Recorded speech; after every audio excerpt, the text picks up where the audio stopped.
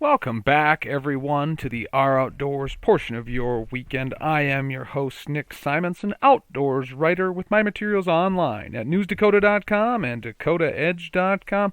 We are in the middle of August already. How did that happen? Hunting season is just about upon us. Monday we have that early management take, Canada goose season. Boy, if you're looking to sweat it out for some of those geese, a lot of great opportunities out there in the waters and fields of North Dakota. So keep that in mind as you get set. You get those decoys out of storage and get things ready for a great late summer hunt. Boy, that doesn't sound right to say, but certainly that is the case.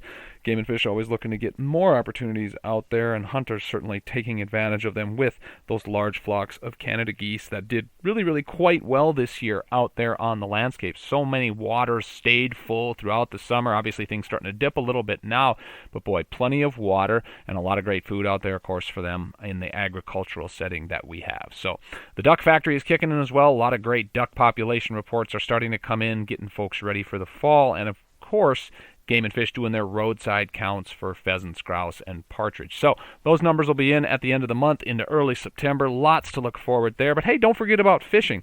A lot of great fishing opportunities out there. We're seeing improvements at Twin Lakes, Mosier WPA. A lot of cool places are getting better access points that are going to make it easier for you to get on in summer and also in winter as well. So great opportunities there. A lot of hand-in-hand access improvements through Game and Fish partnering with local wildlife clubs and conservation groups and sportsman efforts to improve access to all this great fishing we have. And a guy who's been at the forefront of that is Perry Kapaun. After the break, he's going to share with us over 3 decades of history at the helm of the Barnes County Wildlife Federation. So please, stay tuned. Welcome back to the show, everyone. There's a lot of great folks doing some awesome things for conservation, hunting, and fishing, and one who's been at the forefront for Barnes County and for North Dakota is Perry Kapaun, longtime Barnes County Wildlife President. Perry, welcome to the show. Hey, thank you, Nick. Yeah, it's great to have you on. You've been with Barnes County Wildlife for a long time. When did you start with the organization, and when did you take over the president's role? Give us a brief history. Well, I grew up in the Fingal area, and my dad was definitely involved with Fingal wildlife, and so was I. And then I moved my adult life into Valley City, started rural water back in the 80s, and then, of course, joined with the Wildlife Club in Valley in the mid-80s there, and they were struggling. And I think it was 89, it could be 90, then they talked me into being the president. So, yeah, I've been a team leader ever since. Absolutely. So looking at over 3 decades worth of work, Barnes County Wildlife has done a lot for hunting, fishing, and conservation, not only in Barnes County, but statewide. What are some of the standout projects in your time at the helm that you've been a part of, and what sticks out to you? What really helped me personally as the president, again, I work rural water, so I'm working with all the farmers out in Barnes County and the surrounding counties. So I got to know everyone, and that's a key success, as everyone knows, landowner relationship with hunting, fishing, and with me at rural water. But one of the key ones was the Olson brothers, a couple older bachelors down in the Hastings area, and I worked with them while they were alive, but they wanted to leave a legacy, and I worked with them for over a decade until they both passed, and now that section of land down by Hastings, North Dakota is open to public hunting. It got with the Resource Trust and through the Game and Fish, and yeah, we had a big dedication. Of course, Terry Steinwan was the director back then, and yeah, it was a big deal, and it still is a big deal. A section of land, a couple $1 million in today's world, and the family was there of the uncles and whatnot at the dedication, and that's what really stands out in my career. It really meant a lot to me personally too. Absolutely, and I've hunted there as well, so it stands out, and certainly that crown jewel has been passed on for generations. Another thing the organization is known for is its events. You're always at them. The big one, we see your face handing out the trophies for the walleye tournament. We have the spring road cleanup, the winter ice derby. What is your favorite Barnes County Wildlife event, and why? I guess, well, the youth events first, we used to do, and we just quit the last couple of years but the pheasant hunt and anything to do with the youth. Now we've started with the Boy Scouts because the demographics of volunteerism is changing in America, and it is no different in Barnes County, The millennials, and I got millennials as sons and daughters, they just don't volunteer as much, but so we're there.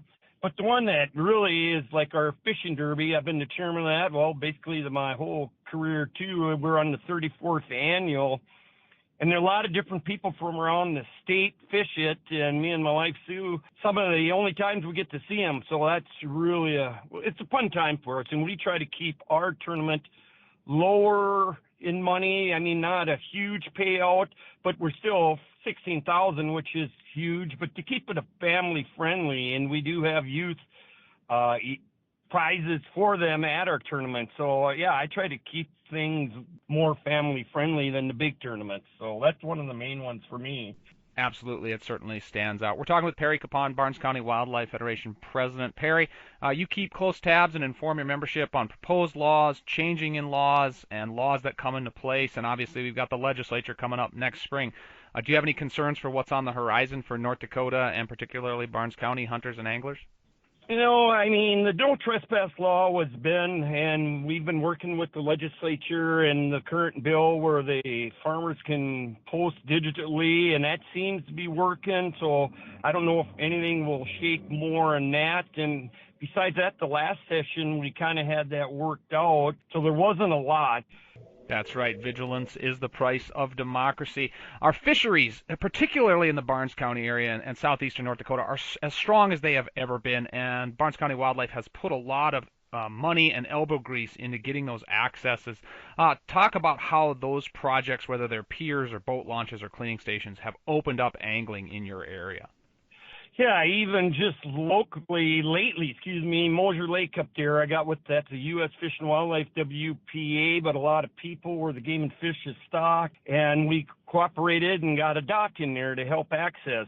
I seen BJ Kratz, I happened to be on my work down at Meadow Lake, all the boats down there just of lately. But yeah, we cooperate with the game and fish, little landings, docks, and like up at Lake Ashtabula, all the fishing piers and all the fish cleaning stations did go through Barnes County Wildlife Fingers, and we're talking a couple $100,000. So yeah, again, we are very active in that role. Yeah, it's good to have partnership between government agencies and those non-government organizations as well. Wrapping up here with Perry Kapaun, Barnes County Wildlife President. Perry, what are some of the biggest wins that you have seen in the last 30 years for the hunters and anglers of North Dakota? One of the biggest for me is I've been with the North Dakota Wildlife Federation for my whole career with the wildlife, and we need a grassroots. You know, every little organization, Ducks Unlimited, Pheasants Forever, mule deer, they're all great. They're all for conservation, but the North Dakota Wildlife kind of is one cap. And we finally got together after 30 some years. We've had John Bradley as our executive director, and that was a goal of mine to really try to form that organization. And we got a couple grants here and there, and so we don't have to fight about money, and that's always a big thing with any, nonprofit organization is money. But yeah, that's one of my huge one, and we got the North Dakota going in the right direction, and we're doing a lot of great things through that organization. It's great when you have that one banner and that one voice to speak out. Obviously, 31, 32 years at the helm. Do you have any immediate plans of hanging up the spurs, or are you going to keep going until you can't? Yeah, keep going until I tip over. I really enjoy it.